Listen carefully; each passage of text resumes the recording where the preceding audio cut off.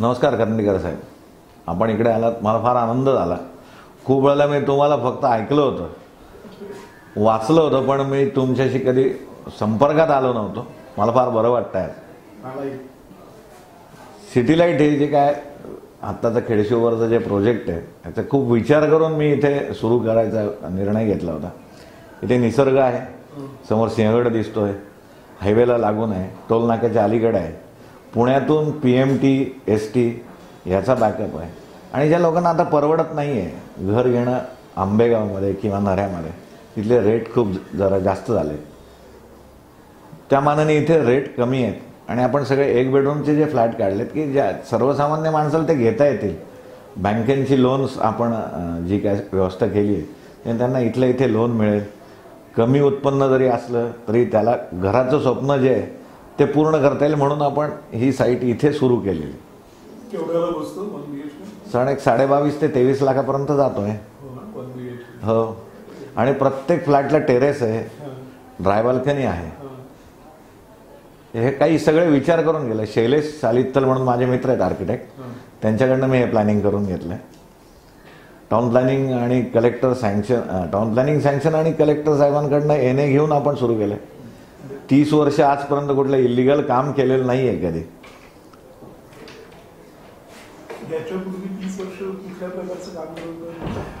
30 वर्ष मी याच्या अगोदर कॉन्ट्रॅक्टिंग, हार्डकोर कॉन्ट्रॅक्टिंगच केलंय. छोट्या छोट्या स्कीम केल्या, मोठी पहिल्यांदाच करतोय.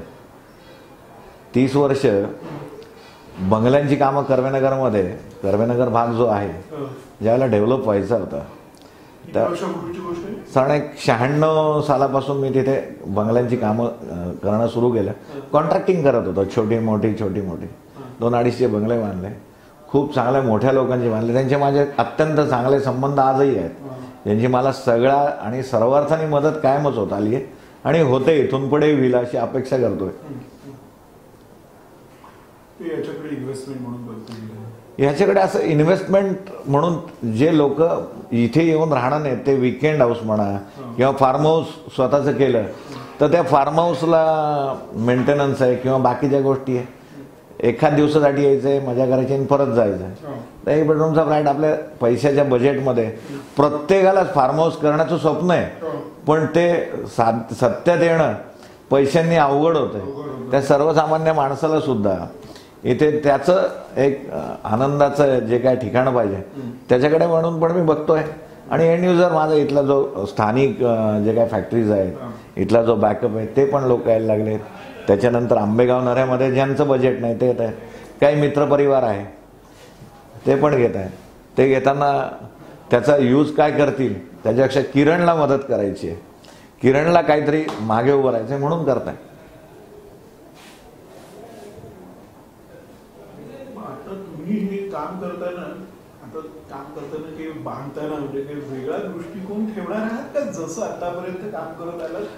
कॉन्ट्रॅक्टर जसं काम करतो चांगल्यात चांगलंच काम करायचं. त्याच्यामध्ये कमर्शियल 2 पैसे कमी मिळायला चालतात. माझं अजून एक हे कॉन्ट्रॅक्टर्सचा प्रॉफिट आणि बिल्डरचा प्रॉफिट याच्यामधले मला पैसे मिळाले तरी चालतील, त्याच्यात मी आनंदी आहे. आणि परमेश्वर देतो, काम करणाऱ्याला भरपूर देतो, ते मला भरपूर मिळालं आहे. तसं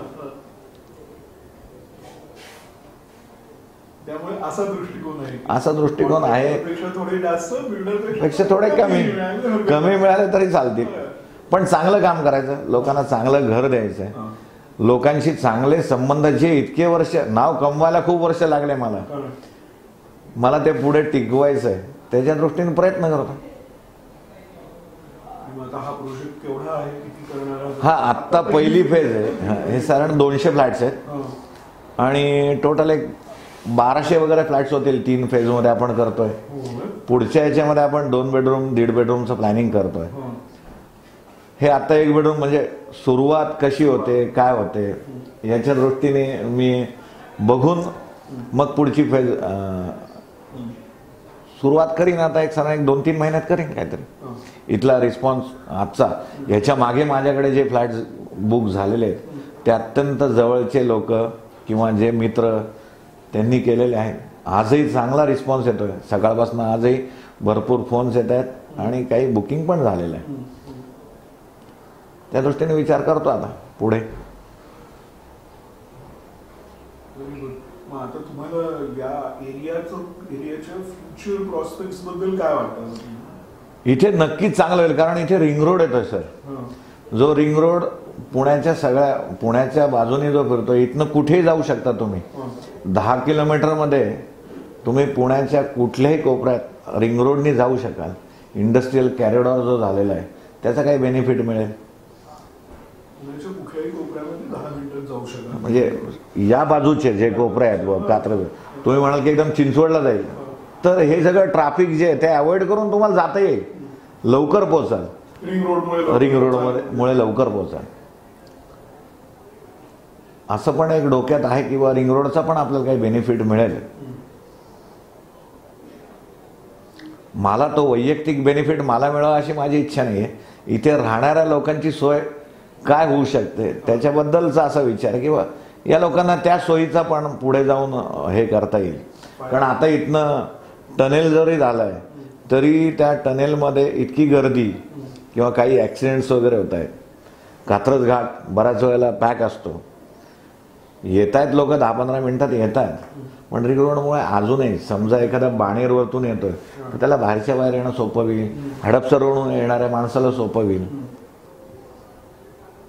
हडपसरमध्ये काम करणारा आज माणूस माझ्याकडे येऊन फ्लॅट घेणार नाही, पण रिंग रोड जर झाला लवकर आणि माझी त्यावेळेला जर की सेकंड किंवा थर्ड फेज चालू असेल तर तो माणूस नक्की विचार करेल ना. 100% विचार करेल की बा हडपसरमध्ये आता कसं झालेलं आहे, त्याला इकडे येण्यासाठी 2 तास लागतात आज, पण या रिंग रोडमुळे तो जर काय अर्धा तासात येत असेल तर तो नक्की विचार करेल की थोडंसं निसर्गाच्या सानिध्यात जाऊन राहता येईल. चांगलं वातावरण आहे. शिरवळ लोणंद MIDC शिरवळला खूप इंडस्ट्रियल डेव्हलपमेंट चालली आहे, मोठ्या प्रमाणात चालली आहे. शिरवळलाही खूप मोठे मोठे बिल्डर त्यांनी प्रोजेक्ट सुरू केलेले आहेत या दिशेने. आणि एवढाच पार्ट राहिलेला आहे आता. ॲक्च्युली हाच पार्ट राहिला आहे. पिंपरी चिंचवड पार अप टू लोणावळापर्यंत तळेगाव बिळेगाव सगळं डेव्हलप झालं आहे. नगर रोड तुम्हाला तर कल्पना आहे, वाघोलीपासून पुढे अगदी शिक्रापूर रांजणगाव तिथपर्यंत आता लोक गेलेले आहेत. हा टनेलमुळे हा भाग, आता कात्रज घाट होता, आता टनेल झाल्यामुळे इकडे जरा जास्त एवढा राहिलेला भाग लवकर डेव्हलप होईल आणि त्याच्यापर्यंत रिंग रोड पण ऍड होतोय.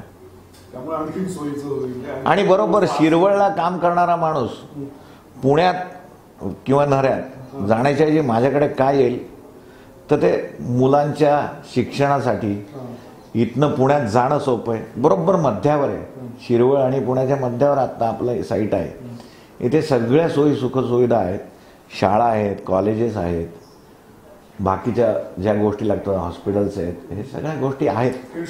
खेडशिवापूरला आहे. आणि अगदी मोठं हॉस्पिटल म्हणाल तर इथून 10 मिनिटांमध्ये तुम्ही नवले हॉस्पिटलला जाऊ शकतात, भारती हॉस्पिटलला जाऊ शकतात. थोडेसे जो 1-5 मिनिटं वाढवले तर तुम्ही दीनानाथला जाऊ शकतात. हायवेवरती माई मंगेशकर हॉस्पिटल आहे. या सगळ्या गोष्टी वारजाला, या गोष्टींचा विचार केला तर सगळ्या गोष्टी आहेत इथे. असं मला वाटतं की इथून पुढे हा जो भाग आहे छान डेव्हलप होईल. आणि मोठे लोक आलेत आता इथे.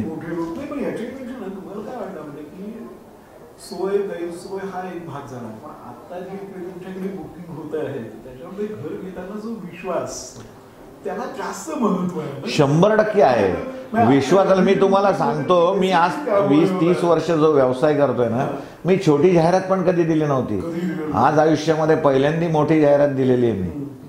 आणि तो जो विश्वास लोकांना इतक्या वर्षाचा, 30 लोक याच्या मागे आली आहेत. 30 लोक माझं नाव सांगतायत किंवा किरणकडे तुम्ही फ्लॅट घ्या, तुमचा व्यवहारही चांगला होईल आणि कामही चांगलं मिळेल तुम्हाला, हे लोक सांगतायत. आणि मुलं हाताशी आल्यामुळे मी याच्यात पडतोय पुढच्या मोठ्या याच्यामध्ये. पुढची पिढी. येस, माझा मोठा मुलगा ओमकार आणि धाकटा सूरज दोघंही सिव्हिल कंप्लीट करून माझ्याबरोबर आलेत.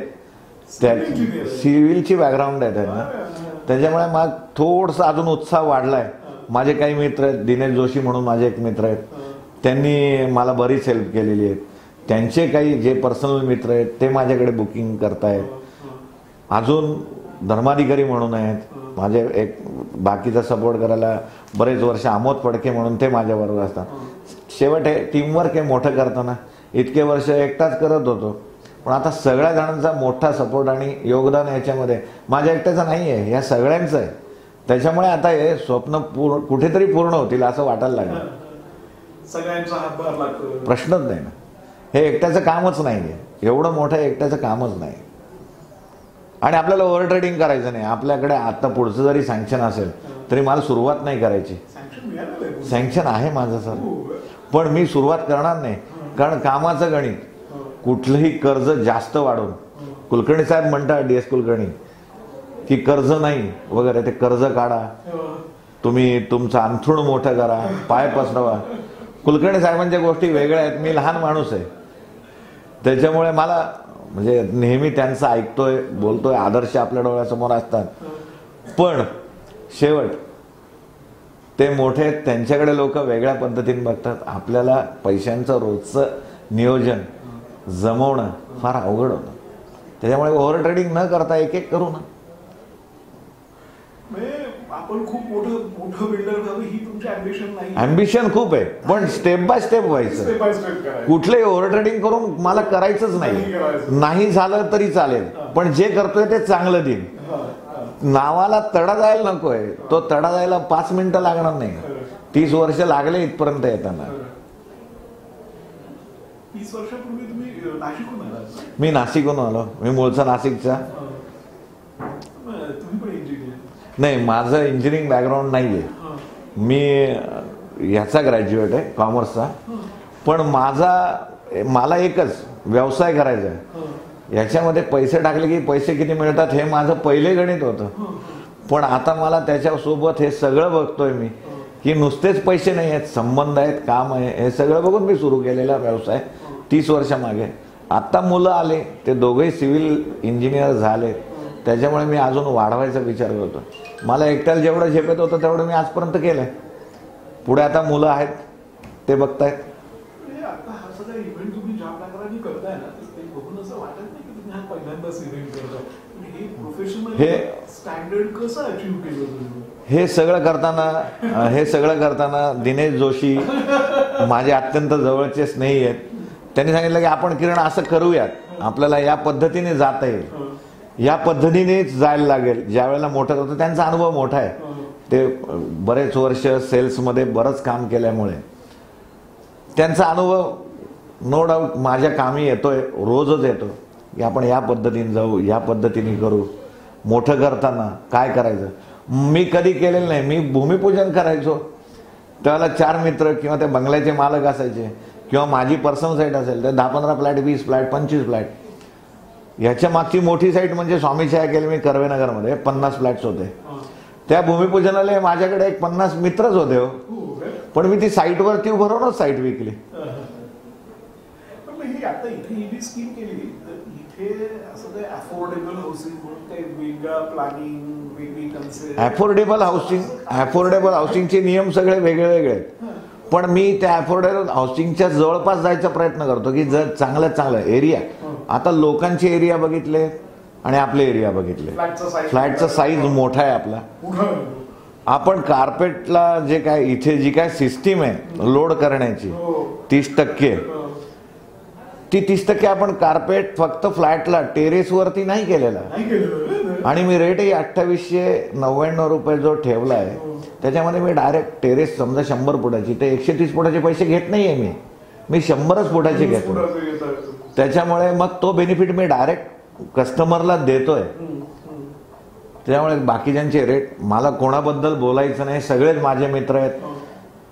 पण मी जो फायदा इतर लोकांचा कसा होईल, मी मगाशी सांगितलं, मला कॉन्ट्रॅक्टर्स पेक्षा थोडेसे जास्त पैसे, कॉन्ट्रॅक्टर्स प्रॉफिट म्हणतो त्याला, आणि बिल्डर पेक्षा कमी चालतात. मग तो बेनिफिट मी या लोकांना पास करून देतोय. आता ते कार्पेट टू बिल्टअप, सेलेबल वगैरे हे रेशो कॉन्ट्रॅक्टिंग करताना नव्हते जीवनामध्ये. मालकांनी प्लॅन द्यायचा, आर्किटेक्टने ड्रॉइंग द्यायचं, त्या आर्किटेक्टचं सगळं ऐकायचं, RCC कन्सल्टंटकडे जायचं आणि रोज काम करायचं, एवढंच माहिती होतं.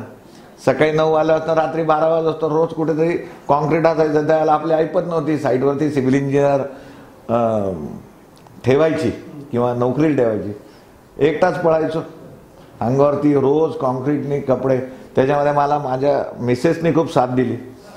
तुम्ही इतकी वर्ष सायकलून भरून स्वतः काम करून घेत होतो मी. आणि घरातल्या सगळ्यांचा तुम्हाला त्याच्याकरता सहकार्य मिळालं. प्रश्नच नाही. मुलं लहान होती. तुमचा हाच प्लॅन आहे की आपण प्रत्यक्ष उभं राहून काम राहतोच. त्याच्याशिवाय मग ते होणारच नाही. क्वालिटी कंट्रोल जो आहे तो फार महत्वाचा आहे. आणि मी कधी दुसऱ्यांनी तयार केलेला माल कधी विकायला जात नाही.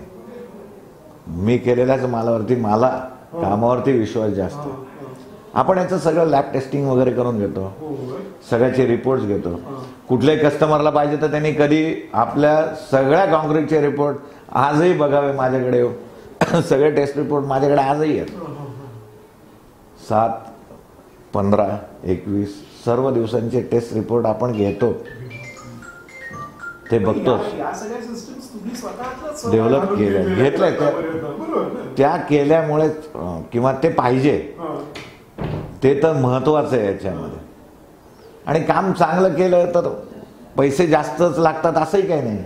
तुम्ही कुठे वेस्टेज न होता पैसे वाचवायचे.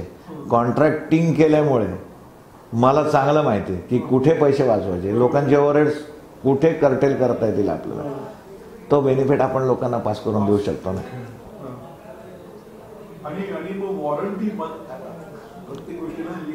वॉरंटी आहे ना. प्रश्नच नाही. माझी पर्सनल तर आहेच आहे. कामाच्या बाबतीत आणि मेंटेनन्सचं म्हणाल तर मला मी 3 वर्ष तर इथून पुढचा मेंटेनन्स मी करणार. मी त्याचे जे पैसे घेतोय त्याचं वेगळं अकाउंट मेंटेन करून मी त्या लोकांना परत देणार आहे. उरलेले पैसे म्हणजे त्याच्यात त्यांचं चालू राहील. त्याचं सगळं पुढचा मेंटेनन्स ते बघू शकतील. असा माझा एक विचार सगळ्यांना सांगून करतोय की बाबा असं नाही, असं मेंटेनन्स आहे. तुम्ही मेंटेनन्सवरती जेवढे पैसे खर्च कराल काय तेवढी तुमची बिल्डिंग चांगली राहणार. 2-3 वर्षांनी बाहेरचे मेंटेनन्स चालू होतातच. ते कोणीच अवॉइड करू शकत नाही. पण त्याला मग लोकांचे मग त्या मेंटेनन्सवरनं आज 20 बिल्डिंगच्या फ्लॅटमध्ये 20 फ्लॅटच्या बिल्डिंगमध्ये सुद्धा जे प्रश्न येत आहेत त्याच्यापेक्षा इथे जास्त येते. 3 वर्ष मी करणारच आहे. त्याच्यापेक्षा माझं इथलं काम सगळं संपत नाही. तोच तर मी त्याच्याकडे लक्ष देणार आहे. 100% देणार आहे.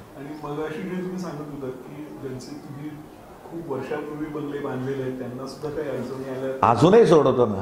अजूनही सोडवतो. जायला लागतं ना. तशीच चालू आहे. ती तशीच राहणार. मुलांना सुद्धा सांगितलेलं आहे मी की तुम्ही अशा पद्धतीने जर करणार नसाल तर माझं नाव तुम्ही घ्यायचं पण नाही म्हणजे. आणि कॉन्ट्रॅक्टिंग आजही आलं तर करतो. आजही आलं तर करतो कॉन्ट्रॅक्टिंग. मोठं झालं आणि हे झालं असं काही नाही. क्वालिटी हाऊसिंग अगदी अगदी मास हाऊसिंग प्लस क्वालिटी हे द्यायचंय आपल्याला. हा बस ते द्यायचंय. ते दिलं तरच जास्त तुमचं नाव होणार आहे. आणि नुसतं नाव नाही, लोक समाधानाने राहिले पाहिजे. म्हणून मी याला समाधानाचं घर अशी टॅगलाईन किंवा त्याला काय पंचलाईन मला माहित नाही. मी साधा माणूस आहे. सगळीकडे मुलांच्या योगदानाने जे केलंय आमच्या जोशींनी सांगितलंय की काहीतरी आपण त्याला पंचलाईन म्हणून आम्ही समाधानाचं घर. समाधान सगळ्याच पद्धतीचं पाहिजे. आर्थिक मेंटेनन्स ते टिकाऊ बाकीच्या सगळ्या गोष्टी त्या समाधानाच्या घरात यायला पाहिजे.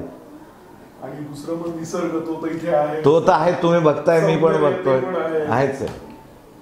सिंहगड दिसतो इथनं. आणि ज्यावेळेला जास्त पाऊस किंवा ढग असतात त्यावेळेला सिंहगड एकदम इथनं दिसत नाही. पण इथे पावसाचं प्रमाण भरपूर आहे. इथे पाण्याची आपण चांगली सोय केलेली आहे. भरपूर बोर्स घेतलेले आहेत. हो भरपूर पाणी. आपल्याला हे नियोजन आता इथे कॉर्पोरेशन नाही. ग्रामपंचायतीचं पाणी आपल्याला एवढं मिळू शकत नाही. प्रत्येक प्लॅनला आपल्याला ती कंडिशन आहे की पाण्याची सोय तुमची तुम्ही करायची. आपण केली आहे ते. आपण इथे विहिरी घेतलेल्या आहे. येणे करतात घालतातच ना ते त्यांच्या अंगावर काही येऊ देत नाही. तो ते काही येऊ देत नाही. मी पहिले केलंय. मी इतर लोकांसारखं मला परत कोणाच्या बद्दल वाईट किंवा बोलायचा मला अधिकार नाही. मला मागून बोलायला आवडत नाही. आपण काय केलं तेवढं आपलं काम बोलणार आहे. लोक इथे क्लब हाऊस होणार आहे. इथे स्विमिंग पूल होणार आहे. मी हे सगळं केलं आणि मगच हा घाट घातलाय लॉन्चिंगचा. मी हे सगळं बनवलंय. मी आजही तुम्हाला सगळे बोर्स दाखवतो, विहीर दाखवतो. माझं क्लब हाऊस आत्ता आपण बसलेलो जे आहे ते क्लब हाऊस आहे. आणि 1 बेडरूमच्या फ्लॅटमध्ये या सगळ्या सुविधा, 1 बेडरूमचा फ्लॅट घेणाऱ्या माणसाला या गोष्टी इतर ठिकाणी मिळत नाहीच आहे. स्विमिंग पूल किंवा क्लब हाऊस ते पण द्यायचा आपण प्रयत्न केला. प्रयत्न केला नाही तर आपण केलंय ते सगळंच केलंय. बाकी निसर्गाच्या किंवा बाकीच्या याच्यामध्ये ते रेन वॉटर हार्वेस्टिंग आहे, SDB प्लांट जो करायचा तो करणार आहे आपण. तो आत्ता होऊ शकत नाही कारण पुढची डेव्हलपमेंट होऊन खालती आपण करणार तो. आणि हा माझा सगळ्यांना शब्द आहे आणि आजपर्यंत आपण तो पाळत गेलेलो आहे.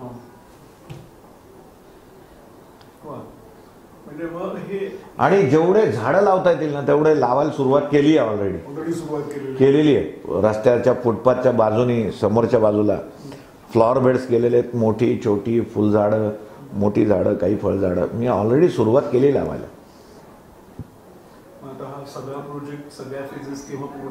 साधारण माझा अंदाज आहे 5-1 वर्ष लागतील. हो.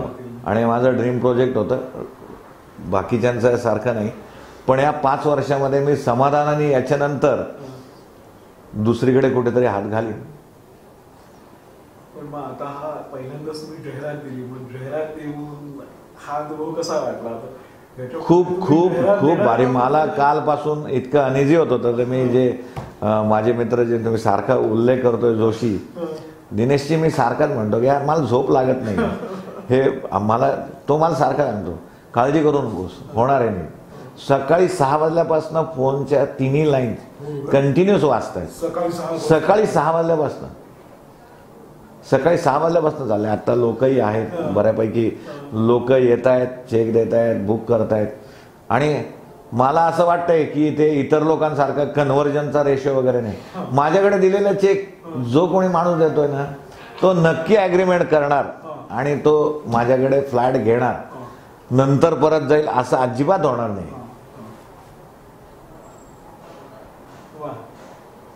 पण चालू आता. आणि तुमच्या सगळ्यांच्या सदिच्छा आहेत, तुमच्या पण सदिच्छा आहेत माझ्या मागे.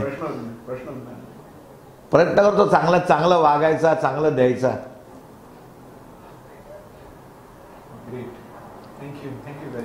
Welcome sir.